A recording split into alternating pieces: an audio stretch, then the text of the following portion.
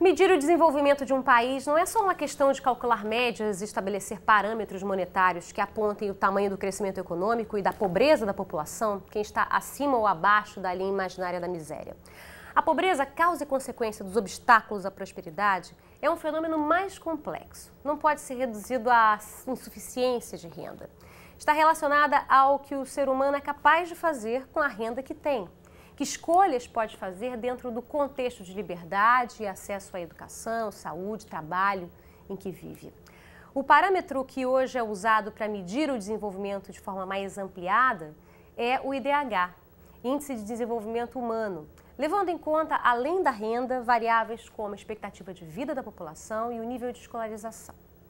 Na entrevista de hoje da série especial do Futuro sobre pobreza e desigualdades, vamos falar sobre o que o IDH nos diz sobre o mundo em que vivemos hoje e sobre a trajetória do Brasil de acordo com o índice. Eu converso com o economista Flávio Comin, professor da Universidade Federal do Rio Grande do Sul e da Universidade de Cambridge. Em que medida o IDH ainda nos dá um retrato mais próximo do que é hoje o desenvolvimento no mundo? Certo, obrigado. Bom, eu sou um grande defensor do Índice de Desenvolvimento Humano e por várias razões. A primeira razão é que eu acredito que muitos dos críticos do IDH, eles não entendem para que serve o IDH, qual é a ideia do IDH. E muitas vezes a crítica é que ele deveria ter mais dimensões. Coloca mais uma dimensão, isso também é importante. E nós terminaríamos como a grande parte dos indicadores que tem 20, que tem 30, que tem 50 dimensões e que ninguém sabe efetivamente o que é que está lá dentro. O que é que o IDH faz? Ele vai na essência, ele vai nas condições de vida que a renda pode medir, ele vai na saúde e ele vai na educação. Essas três dimensões carregam variáveis que são variáveis encontráveis em quase todos os países do mundo. E ao fazer isso, ele dá comparabilidade, ele faz com que o Brasil possa olhar não apenas para os seus vizinhos próximos, como a Argentina, como o Uruguai, mas que possa olhar também para os vizinhos que estão longe, para vizinhos mais ricos, para vizinhos mais pobres. E por que isso? Porque exatamente ao gente pensar, bom, o brasileiro vive quase 74 anos em média, o japonês vive 84 anos. Por que eles vivem 10 anos a mais do que a gente? O que tem na estrutura da saúde do nosso país, na maneira também pela qual a gente cuida da gente, que faz com que a gente viva menos? O que faz com que no Brasil, em média, as pessoas tenham apenas 7,2 anos de estudo e em outros lugares elas tenham 9, 10 anos de estudo, como muitos dos nossos vizinhos latino-americanos?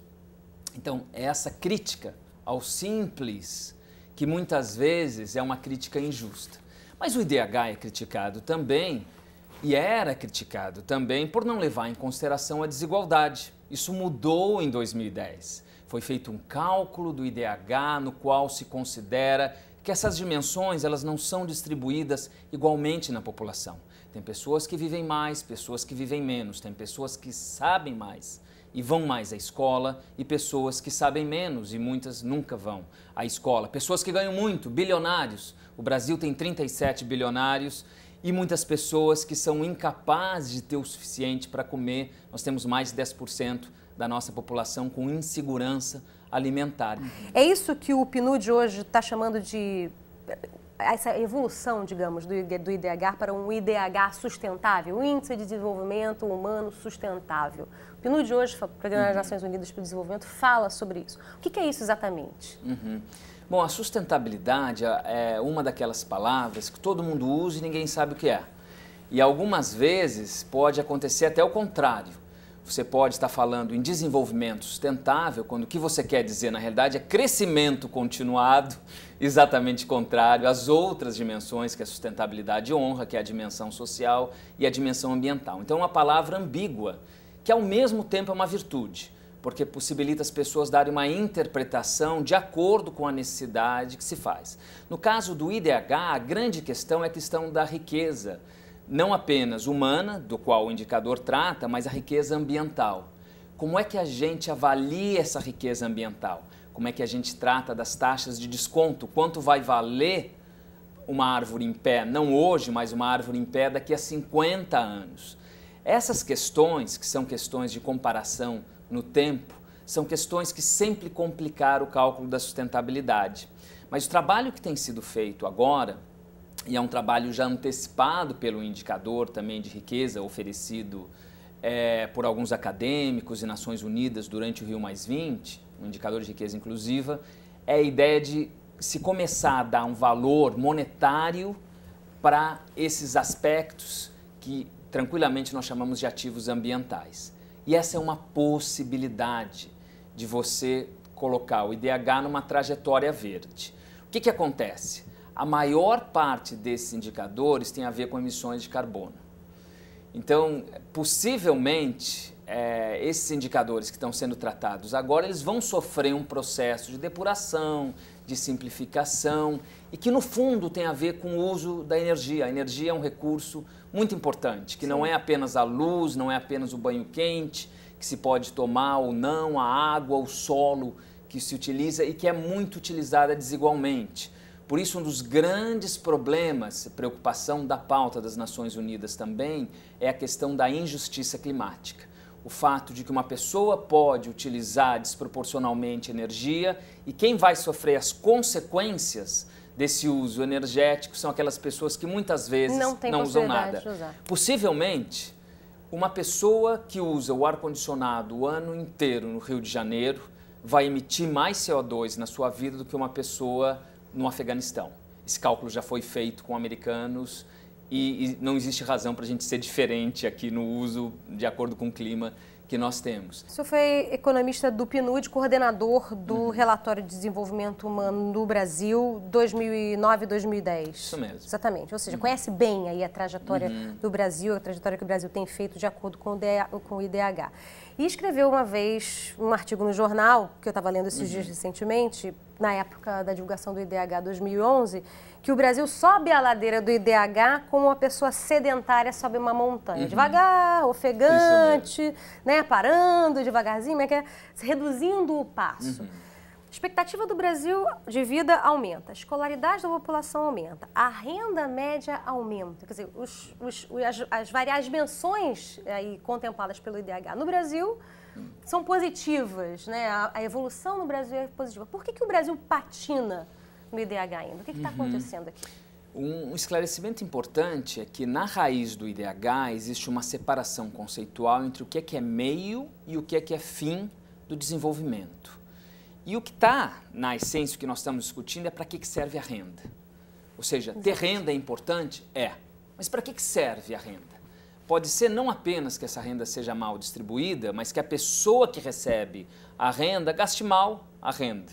Isso muitas vezes acontece em algumas famílias pobres, onde você tem a mãe que estudou mais do que outra mãe, ela vai saber cozinhar melhor os alimentos, cuidar melhor da saúde dos filhos. Essa separação é importante. O que acontece quando a gente olha o IDH brasileiro?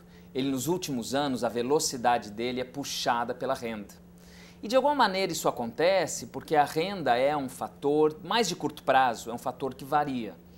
A saúde e a educação vão a reboque muitas vezes, porque elas são variações de longo prazo. A expectativa de vida depende muito dos censos. Também, então, você tem parâmetros a cada 10 anos e que são extrapolados, muitas vezes linearmente. E a educação, na realidade, que é o nosso grande problema, ela tem várias maneiras de ser interpretada. Então, olhando para esses indicadores, o que a gente vê? A gente vê que a taxa de crescimento médio do Índice de Desenvolvimento Humano brasileiro nas outras décadas foi superior agora. A gente vem crescendo, mas a gente vem crescendo cada vez menos. É a ideia de subir a ladeira. A gente vai ficando sem fôlego. Quando a gente vai subindo, vai diminuindo o passo. Aí você poderia dizer o seguinte, mas isso não acontece com todos que têm progresso, porque o IDH é um indicador que começa no 0 e termina lá no 1. Não, não acontece, porque o Brasil está lá embaixo. Se o Brasil tivesse em 10º, se o Brasil tivesse em 50º, você poderia dizer isso. Está na posição 84, lá embaixo. Ou seja, o que acontece no caso brasileiro é que você está embaixo, você deveria ter uma velocidade, principalmente na área da saúde e educação, e você não tem. O que o IDH 2013 nos diz sobre o desenvolvimento nos países emergentes do Brasil comparativamente à Índia e China? Eu tenho muita sorte nesse momento que você não tem tomates no bolso para jogar, porque eu talvez fale uma heresia. A heresia é de que quando você olha, e isso na minha opinião, do ponto de vista do desenvolvimento humano, eu não acho que a pobreza tem sido reduzida e a desigualdade tem sido reduzida como nós temos propagado.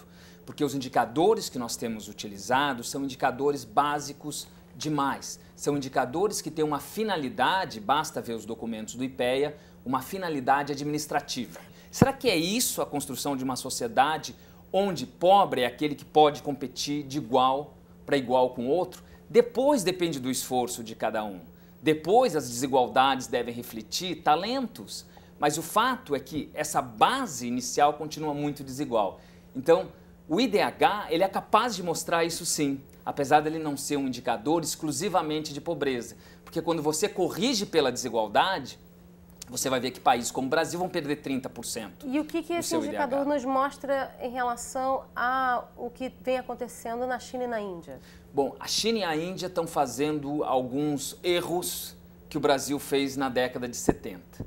Você, no início, cresceu, trouxe, pegue o caso da China, você trouxe a população rural, a população que estava no campo, você trouxe para a cidade e deu uma diminuição dramática de pobreza. Centenas de milhares, 200, 300, porque a China tem 1,3 bilhão de pessoas, 200, 300 milhões deixaram e na mesma direção. E você criou uma classe média de 200, 300 milhões de pessoas na China, a Índia está indo na mesma direção, onde eles movimentam toda uma economia, uma elite internacional. Mas aquelas pessoas, que são as pessoas mais pobres, já desde vários anos, eu estou falando dos últimos 5 anos para cá, as estatísticas têm mostrado que esse processo de desenvolvimento tem sido mais decrescimento econômico do que de inclusão. As taxas de pobreza, principalmente nas cidades, têm aumentado. Na China, na Índia, a desigualdade que está sendo gerada, ela é similar ao que aconteceu no modelo chinês na última década e similar ao que o Brasil experimentou aqui na década de 70. Então, vão se tornar grandes potências econômicas. As previsões para 2060 são de que vão ser as economias mais importantes da face da Terra e seguramente vai ter algum efeito, transbordamento para a parcela da população. Mas talvez aí é onde as pessoas pobres fiquem na pior situação, que é algo que a gente vive aqui. Você não é considerado pobre, mas você não tem como sair do seu lugar.